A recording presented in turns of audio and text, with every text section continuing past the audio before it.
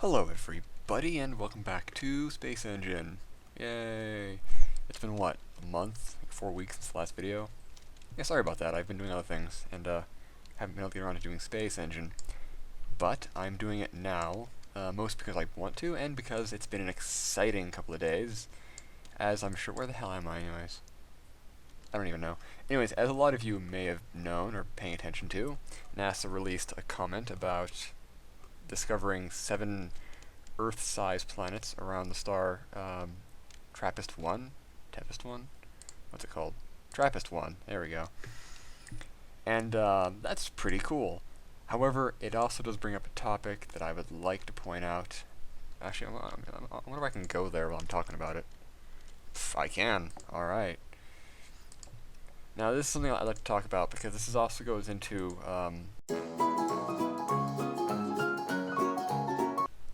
bit of a glitch there. Anyways, I want to talk about something that I really do dislike in this area, and it's basically media hyping. Now, what I mean by that is, this happens frequently whenever NASA releases anything, or SETI releases something, or the IAU, or anybody, is they take the information that they're given, and they overdo it to get clicks, and ultimately end up kind of ruining, more or less ruining the information. Stop. What I mean by that is, for example, with TEPIST-1, or TRAPPIST-1, if you go and look up all the news articles on it, a lot of them say, NASA discovers 7 habitable Earth-like worlds around star. To which you think, what? No, they didn't. They discovered 7 Earth-mass planets around a star. Whereas other ones will then say, oh, they found 7 planets within a habitable zone. No, they didn't. Actually, only 3 of the planets around TRAPPIST-1 are in the habitable zone. That being said, the other ones could have water on the surface if they have the right atmospheric conditions. Which brings me to my next point. When they say, Earth-like planets found around star. This happens every time a new planet is discovered, and they say, oh, like whenever NASA says they've discovered a potentially habitable planet, everyone always says, oh, they have found a habitable world. No, they haven't. You see, because habitable implies that we know that it has an Earth-like environment, which we don't. And also, being within a star's habitable zone does not guarantee habitability. For example, our moon is in the sun's habitable zone. It is not habitable. Mars is on the outside of the habitable zone. It's basically not habitable. Venus is also on the edge of the habitable zone.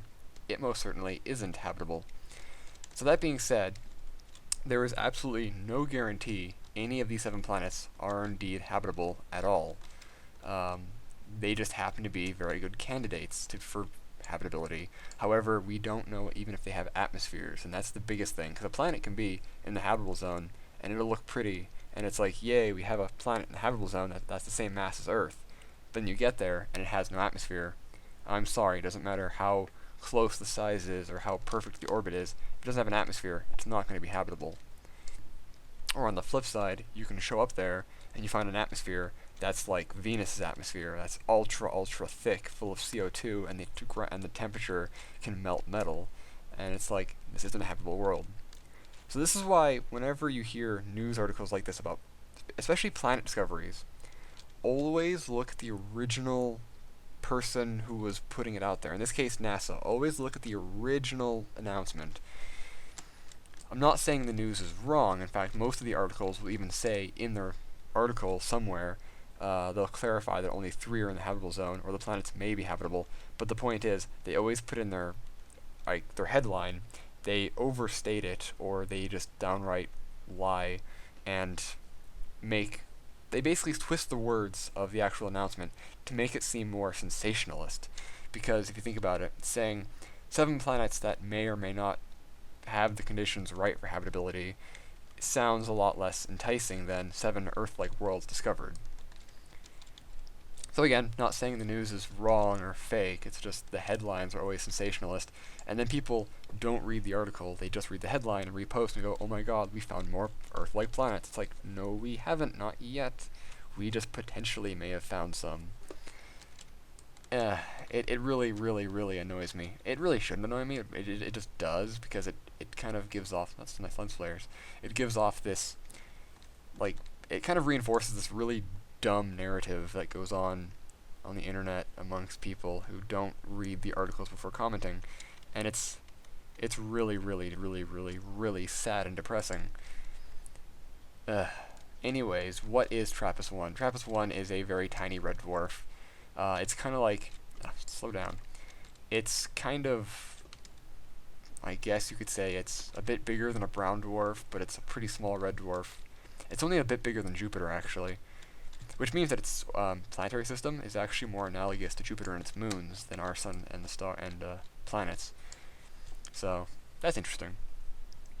At any rate, I am excited about the announcement because I love the idea of finding Earth-mass planets because um, that just bodes well for our future, if you know what I mean. And finding them as common, and the better we get at finding these planets, the more common it is we can, like the more Earth-like planet, Earth-sized planets we're finding, indicating that planets around the mass of Earth are actually fairly common. Which means if we ever want to get out and colonize other worlds, we don't have to worry about our bodies having to adapt to new gravity.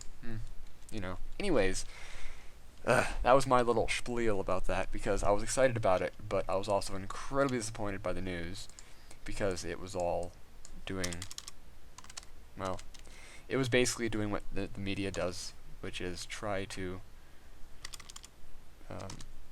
there we go, which is try to get clicks over actually, anything else. Again, a lot of the more reputable news sources were, a little more were a little more accurate about what they were saying, but a lot of the smaller ones, which I never trust tabloids anyways, because tabloids are always wrong, but even some other ones the Independent UK, which I generally, well, I don't know, it depends on what they're talking about, but their article about it, their headline was like 7 habitable worlds around another star, and it's like, no, you done goofed. Look at this nebula. Isn't that pretty? It's kind of boxy. On that note, don't trust tabloids at all. Like, seriously, don't trust tabloids. They are always wrong. Tabloids to look out for include The Sun, Breitbart, and that other UK one that's basically a white nationalist newspaper. What's it called? Not The Independent. Oh shit, I forget what it's called, but their little icon is a little white knight dude, and all they do is right-wing propaganda and lie. But anyways, don't trust tabloids. In fact, I really don't know why tabloids are even still allowed to be around. I guess it's free speech, but tabloids are just so shitty because all they do is spread false information, and it's really, really, really unfortunate. Where's our galaxy again? Where's the Milky Way? So there's Andromeda and there's Triangulum. Where is the Milky Way? It's around here somewhere. It's not there. It's not there. No. It should be close by. Well, see, that's Andromeda. That's Triangulum. The Milky Way should be around here. So, can you imagine this with the Oculus Rift? It would be nauseating. I want to try that. Or the HTC Vive. I'm actually not sure which one I kind of want. It doesn't really matter right now. I'm not buying any. I'm not buying one anytime soon. But still, it's interesting. Where the hell is it? I guess I could look it up, but I want to find it manually. That's a cluster of sorts. It's also a cluster. It's a little elliptical galaxy. Ah, screw it. We'll look it up manually. Oh, actually, wait a minute.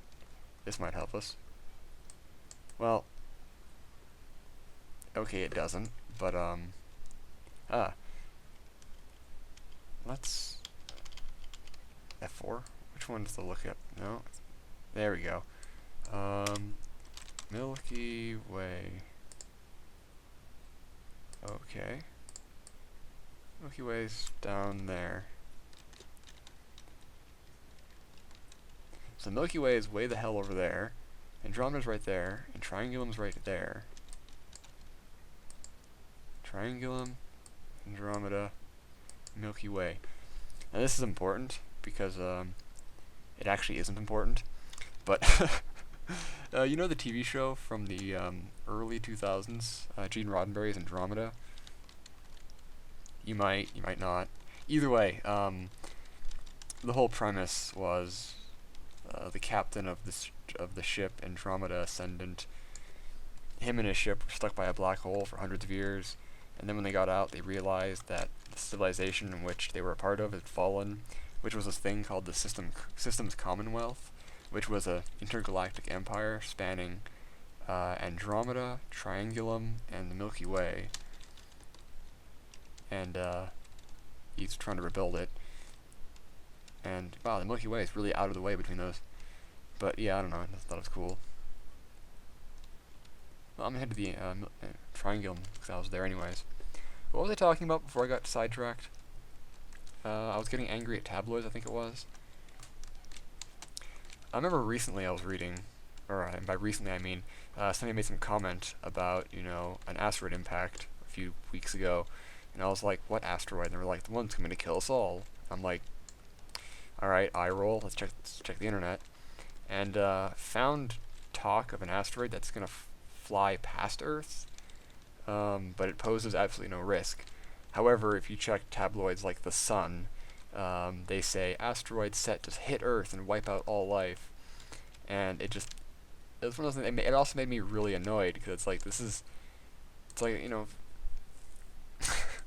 I don't want to say fake news because certain people use that word incorrectly all the time, or I should say a certain person and his certain party.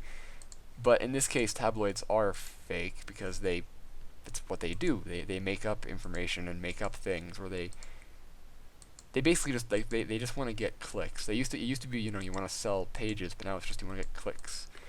It's like you get those tabloids at like shopping markets that have, like, you know, Bat Boy found, or aliens from Zeta Reticuli did something, like it's weird bullshit like that. But those are usually more, you know, just hilarious. But it's just, I don't know, it confuses me how people, because like some people read these and take them seriously, and by people I mean the United States president takes them seriously. He legit thinks tabloids are real, which is hilarious. He thinks Breitbart is real. He thinks Alex Jones is real, and he once on national television talked about how Ted Cruz's father killed JFK because he read it in a tabloid, and it's really, really unfortunate, but also kind of funny. But it's also unfortunate because although I don't live in that country and don't have to deal with that, the people who do have to deal with that country, it's unfortunate. It's so unfortunate. The leader of the United States makes policy decisions based on tabloid newspapers. Oh my god. And Alex Jones. Like, Jesus Christ. I love Alex Jones because he's hilarious. And I'm of a mind, now hear me out guys, that Alex Jones actually doesn't believe anything he says. And I don't think Alex Jones is even a real person. I think Alex Jones is a character made by a live performance artist who is the guy who portrays Alex Jones. And this whole InfoWars thing is probably just like, what do you call it, live theater? And in a few years or something, he's gonna like finally come out and be like, you know, reveal it and be known as like the greatest actor of all time. Of course, I'm just joking around, but I always like saying that because it's hilarious. Plus, it also makes Alex Jones make a little bit more sense when you think of him as an actor, not a real person. Because there's no way he's a real person. There's just no way. Like, I don't know. He's either severely ill mentally or he's an actor. Both of which are likely, but there's just no way. It's really, really funny. He tears off his shirt a lot when he gets angry. Whoa. Anyways, what was I doing? What's that? That is our Milky Way. So I'm just laughing about it. If you go to Google and look up Alex Jones crazy, the second or third video that pops up is just him sitting there by his desk. Like the thumbnail is him sitting by his desk with his shirt off, and it's just like, what? What? This guy. It's like, really? Oh well. Who knows what goes on in that mind of his? Conspiracy theorists. Well, then again, that crazy lady who thought that Nibiru was real and who actually started the whole conspiracy was severely ill, like mentally. Unless, well, I don't know, she hasn't come out and admitted that she was faking it, but that's also a possibility. Ah, there we go. Life. I don't want to get political seriously about this whole thing, because although it's really polarized, but I will make fun of Alex Jones, because I feel I have the right to make fun of Alex Jones, because everybody has the right to make fun of Alex Jones. The guy is absolutely insane. Actually, I have a Twitter account, which I actually start using nowadays, so you guys should check it out. Like, legit, follow me. Love me. But, it's mostly just like, it's like sometimes I post something meaningful, but a lot of times it's just memes or me screwing with people. Like, I was tweeting pictures of Shrek to Smash Mouth to see if they would block me. They didn't, so I just gave up. And then I've been tweeting pictures of Tiny Trump to Donald Trump to see if he'll block me. So far he hasn't, but we'll see how long this goes for. One of his staffers will block me at one point, and it'll be hilarious. I don't know, it's just the internet's just, it's a fun place. Let's check out this life forms. They are organic, multicellular, terrestrial, and they are from here. The atmosphere is mostly carbon dioxide, some oxygen, nitrogen, argon, sulfur dioxide, helium, water, and neon. That actually isn't terrible. What's the atmospheric density? Atmospheric pressure. The air's pretty thin. Interesting. Let's land on this planet, because you know what? Why not? How do I land again? Is it like Control G? It is. Awesome. Actually, some more stuff. I did that microscope video the other day, which people seem to enjoy. I was looking at rotifers and nematodes because I like rotifers. I think they're cool. I might do some more stuff like with that. I actually have some petri dishes coming in the mail. I'm gonna do some cultures of things, and I want to do a video demonstrating how penicillin was invented or discovered, I should say, because it's actually quite fascinating, and I think you guys might like that. Granted, most people watch my channel for space stuff, but hey, biology, it's fun. It really is. Is there water on this planet? Let's go looking for water. You know what, let's back out of this. I'm not finding any large bodies of water, unless this is water. No, it's just ground. Well, then where's the water? Is that a lake? Is that water? Nope. Oh, no, those are mountains. Whoa. Very green. So I think that's green. Is that green? It's mostly green. Maybe some oranges and yellows. Ah, color blindness. Gotta love it. On that note, I don't know if I've ever actually seen purple. Like, I want to think that this color I'm looking at right now is purple, like on the screen. But it also looks pink or blue. But then again, I might not actually know what purple is because, again, color blindness. So, that's just some interesting thoughts for the day. Where to now? Let's just go this direction. I'll just screw it. Just go. This star looks interesting. Well, it didn't have any planets. It's odd, because most stars seem to have planets. Oh, no. Oh, I almost missed that one. 20 minutes. Alright, I'll come up onto the planet, and we'll go from there. it's one of the moons has life. Boop. And away we go. Yay! What's our information going on here? Thank you. No. General. It is unicellular, organic, abiogenic. Doesn't have an atmosphere at all. So we basically have like a Europa going on here. That's cool. That's cool.